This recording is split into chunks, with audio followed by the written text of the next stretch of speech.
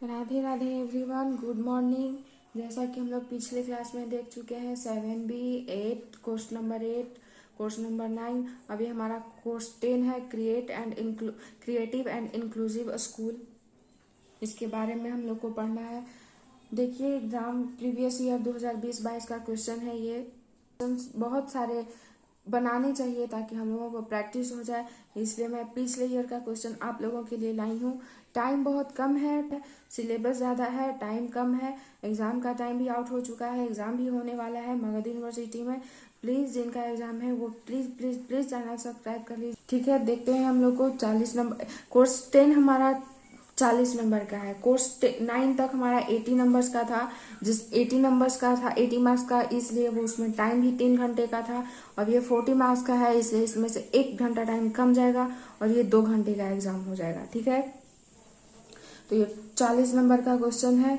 इसमें क्वेश्चंस भी कम करने होंगे उसे। जैसा कि आप देखिए 10 नंबर के क्वेश्चंस हैं और सेक्शन ए में आपको 2 क्वेश्चन करने हैं। 10 नंबर के क्वेश्चन है, इसमें 3 क्वेश्चंस दिया है जिसमें से आपको 2 क्वेश्चन करने हैं। ठीक है, फर्स्ट क्वेश्चन से describe the characteristic and objectives of inclusive education.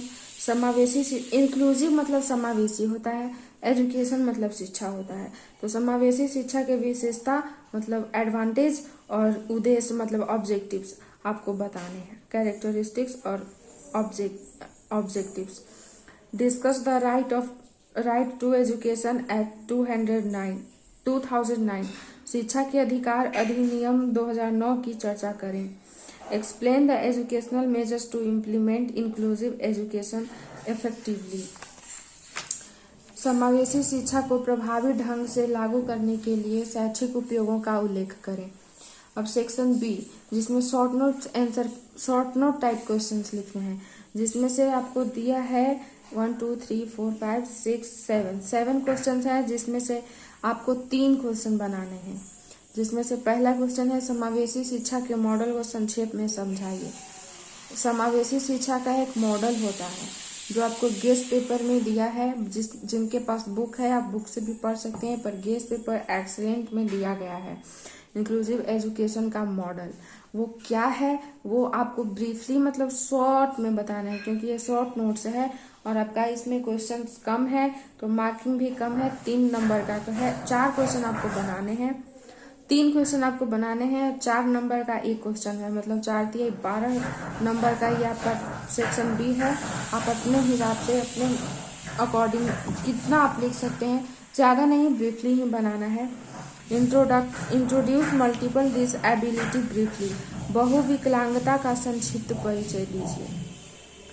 बहुविकलांगता का संक्षिप्त परिचय दीजिए। Explain the role of teacher for visually impaired children. ये आपके सेकेंड ईयर का मगध यूनिवर्सिटी के असाइनमेंट क्वेश्चन में भी आया है।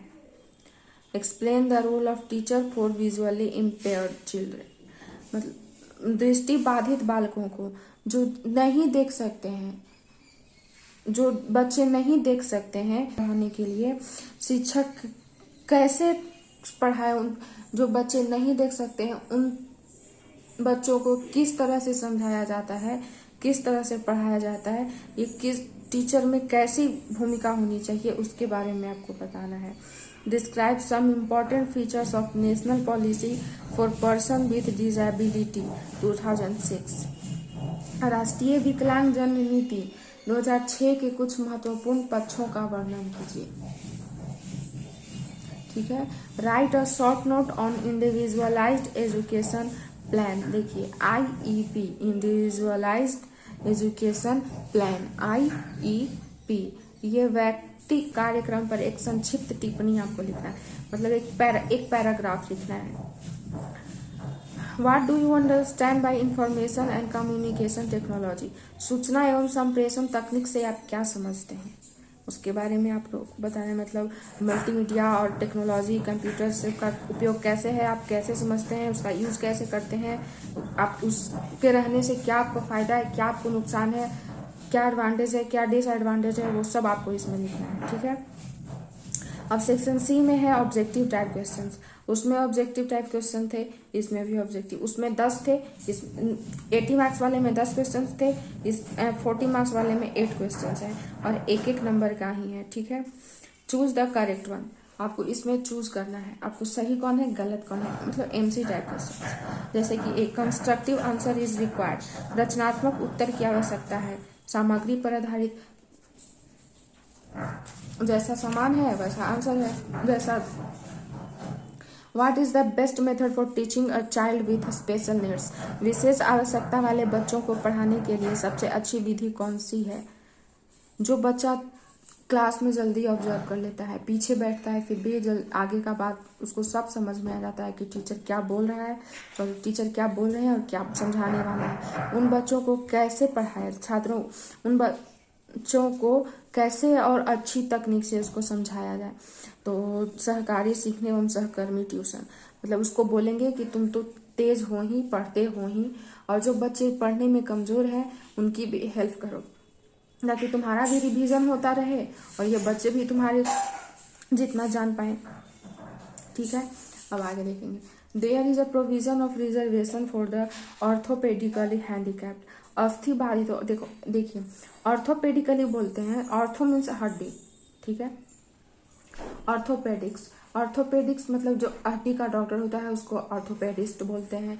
तो यहाँ दिया हुआ है ऑर्थोपेडिकली हैंडीकैप्ड, मतलब जिन बच्चों के हाथ में हड्डी नहीं होता है, पैर में हड्डी नहीं होता है। जैसे आप लोग बहुत बच्चों को देखेंगे जिनका हाथ पैर नहीं होता है, सिर्फ किसी का बॉडी होता है, किसी का पैर है तो हाथ नहीं, किसी का हाथ है तो पैर नहीं, किसी का हाथ पैर दोनों नहीं है। तो ऐसे अस्थि बाधित बच्चों के लिए, मतलब बच्चों के लिए आरक्षण का प्रावधान कितना % है उसके बारे में है। ठीक है, तो उसके लिए 3% आरक्षण है। According to which amendment of the constitution education has become a fundamental right, संविधान के किस संशोधन के अनुसार शिक्षा एक मौलिक अधिकार बन गया है। ठीक है, तो 86 संशोधन के बाद। Next, who was recognised the national public disability policy 2006, राष्ट्रीय जन विकलांग नीति 2006 का पुनर्गठन किसने किया था।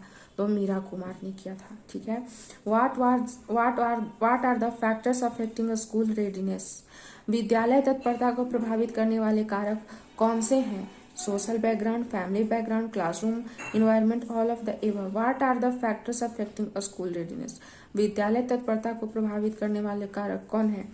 तो सामाजिक भी काम करता है, मतलब जैसे कि कोई बच्चा जा रहा है उसको पीछे खींचना, स्कूल क्यों जा रहे हो, क्या करोगे, फलाने ठिकाने, लड़की को नहीं पढ़ाना चाहिए, ऐसा नहीं करना चाहिए, वैसा नहीं करना चाहिए।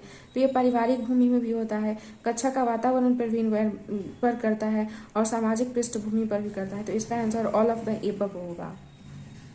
ठीक है, व्हाट इज द, आप सोशल बैकग्राउंड भी लगा सकते हैं, आंसर लिख सकते हैं, क्योंकि समाज का ज्यादा होता है, पर मेरे समझ से ऑल ऑफ द एबव होगा, क्योंकि सामाजिक पृष्ठभूमि भी पीछा खींचती है, पारिवारिक पृष्ठभूमि भी होता है, कक्षा का वातावरण में स्कूल क्लासरूम का इन्वायरमेंट भी है, और इनमें से सभी all of the above. What are the teaching that affects the maximum understanding called, अधिकतम समझ की प्रभावित करने वाले शिक्षण को क्या कहा जाता है। अधिकतम समझ की प्रभावित करने वाले शिक्षण को क्या कहा जाता है। ऑल ऑफ द एबव, जो चिंतनशील शिक्षण, होल अप्रोच टीचिंग, संपूर्ण शिक्षण, बहुविधि शिक्षण, all of the above. Multi sensory teaching. The National Education Authority of the state will be as per the provisions of RTE. RTE भी फर्स्ट ईयर में पढ़ने के लिए आपको दिया गया है। RTE के प्रावधानों के अनुसार राज्य का नोडल शैक्षणिक प्राधिकरण क्या है। SECERT स्कैट, ये भी आप SCERT भी आपका फर्स्ट ईयर में पढ़ना है। ये था हमारा कोर्स 10 का creative and inclusive school questions. I hope आपको समझ में आया होगा। Thank you.